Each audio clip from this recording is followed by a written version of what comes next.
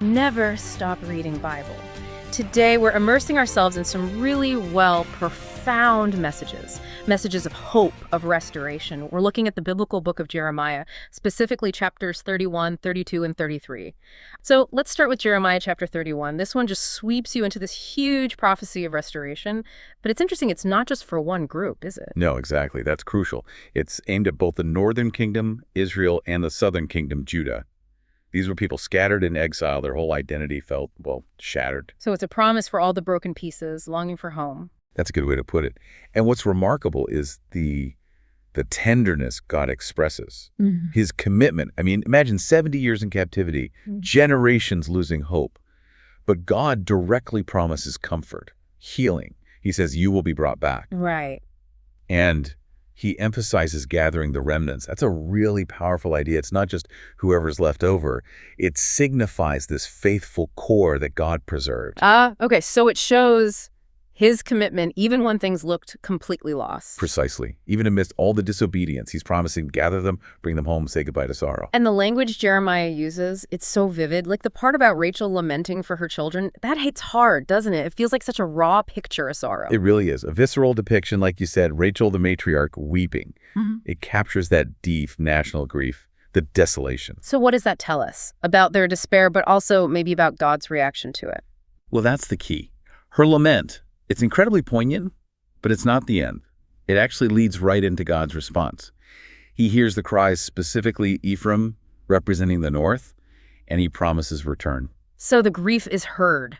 It matters. Absolutely. It emphasizes God's compassion is active. He even gives practical advice, like set up landmarks, signposts for the journey back. Like a divine GPS. Kind of, yeah. Ensuring they find their way. And then comes this amazing promise to create a new thing. A new thing. Yeah, like a fundamental shift, something unprecedented, a totally fresh start for his people. That idea, a new thing, feels pivotal because chapter 31 moves from that physical return to something even deeper, right? The climax. Exactly. It builds to the promise of a new covenant. For all of Israel. Yes. And this isn't just about geography, about going home. It's about a deeper, more personal relationship with God. Fundamentally different. This is where it gets really transformative, I think. It absolutely is. This new covenant is what Jeremiah 31 is really famous for. God says, I will put my law within them. I will write it on their hearts. Wow. Not just on stone tablets anymore. Right. It moves faith from external rules, something you follow from outside, to an internal transformation. The desire to obey, to live righteously, becomes ingrained, part of their very being. So it's about wanting to follow God from the inside out. Precisely. A relationship rooted in internalized desire, not just obligation. It redefines that human-divine bond, makes it more intimate, personal, enduring. And he promises all will know him, from the least to the greatest, no exceptions. Okay, so chapter 31 gives this incredible vision, a transformed future, this internal spiritual connection. But how do you hold on to that kind of hope when your reality is just chaos? Ah, yes. That's the tension, isn't it? And that's exactly what Jeremiah 32 confronts head on. It does it through one of the most, counterintuitive actions in Scripture. Yeah, this is where the story takes a really surprising turn. So let's set the scene for chapter 32. Historically, where are we? We are in the thick of it. Jerusalem is under siege, surrounded by the Babylonians. Right, the city's about to fall. Destruction is imminent. Imminent. And Jeremiah himself, he's not exactly free to roam. He's imprisoned by King Zedekiah. Locked up by his own king. So the situation looks completely hopeless, dire. Could be much worse, really. Okay, so everything's falling apart, the city's doomed, Jeremiah's in prison, and now God tells him to do what? Buy a field. Buy a field. Real estate. Yep. A piece of land back in his hometown, Anathoth. Seems completely illogical, right? Even absurd, given the circumstances. Totally absurd. What would you make of that if you were Jeremiah? How did he even process that? Well, the text actually shows us his reaction. He's confused. He struggles internally. I mean, this command seems to fly in the face of everything he's been prophesying: doom, destruction, exile. He's been saying it's all over, and God says go buy property. Exactly. It's like, as you said earlier, buying beachfront property when you can see the tsunami coming. It makes no earthly sense. But this is where God reveals something profound about his purpose. Okay. This symbolic act, buying the field while the city is literally under attack, it illustrates God's, let's call it his dual purpose. His justice, which brings consequences, is real. The destruction is happening, but his love, His redemptive plan for the future is also just as real, running simultaneously. So it's not either, it's both hand. Precisely. Justice and restoration, tearing down and building up. They're working together in God's plan. Buying that land is this defiant act of faith. It's a tangible sign saying God's future restoration is so certain, we're banking on it now. Even before the dust settles from the destruction. Exactly.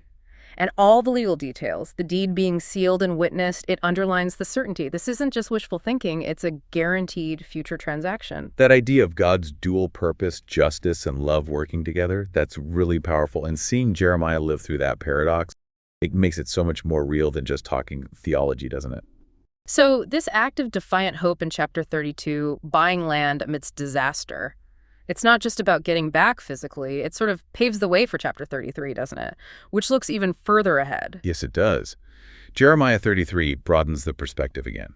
It shifts from immediate return to this vision of, well, eternal hope, ultimate fulfillment. So what does that look like in chapter 33? It details promises for Judah's return, yes, but also for true peace, for the ability to live a normal, prosperous life again, securely.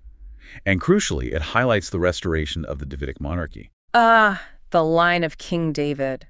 That was hugely important for their identity and messianic hopes. Hugely important. It promises genuinely righteous rule will be established. And alongside that, the Levitical priesthood is restored too. So leadership and worship back in place. Guaranteed continuation of both, yes. Yeah. In the restored land. And within that restoration promise, there's something incredibly significant, right? Something messianic. Yes. The text speaks of a righteous branch coming from David's line. The righteous branch. This is profoundly significant. It points directly towards the Messiah, who Christians understand as Jesus Christ. He's the one who will bring ultimate salvation, ultimate security to Judah and Jerusalem. So it's a promise that looks way beyond their immediate trouble. Far beyond. It's looking towards a divine kingship, fulfilling God's long-term plan.